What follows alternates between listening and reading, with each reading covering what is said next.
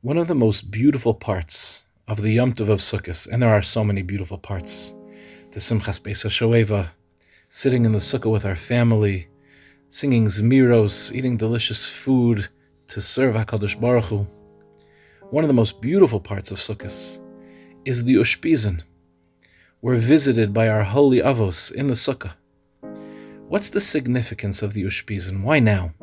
We don't have Ushpizin on Shavuos, we don't have Ushpizin on Pesach, we don't have Ushpizin on Chanukah. So why now? Why on the Yom Tov of Sukkot are we visited by such holy people, our ancestors? Why now? So Rav Pinkus, Zecher Tzadik Livracha, explains so beautifully. He said, imagine you have an addict. The addict, mamish, wreaked havoc on his life and on the lives of people around him. And he went to rehab. He realized he hit rock bottom. He needed to get help. So the addict went to rehab, and he did all the hard work. He went through a 12-step program, and he got honest, and he made amends. He did amazing work. And now he's invited back home to be with his children, to be with his wife, to be with his community.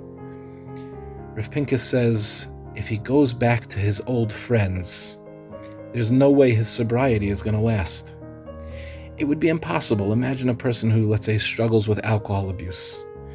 Everyone around them is drinking all the time, inappropriately. There's no way they're going to be able to be sober. So too says Rav Pinkus us. We just went through a spiritual rehab of sorts.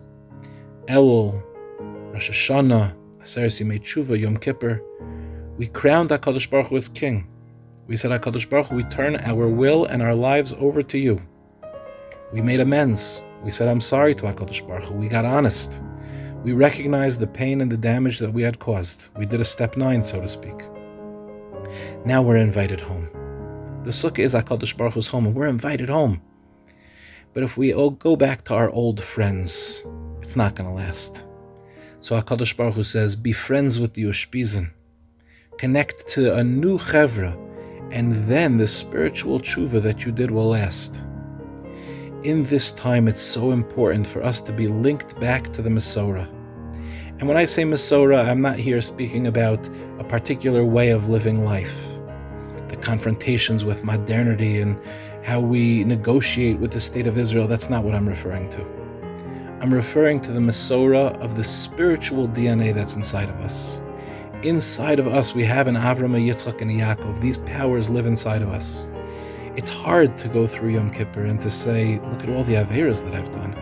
It's hard to be honest. It's important not to define ourselves by our worst moments. It's important not to say, this is who I am. Who we really are people that have the Ushpizin living inside of us. In this way, we can become friends, so to speak, with the Ushpizin. We can be visited by the Ushpizin.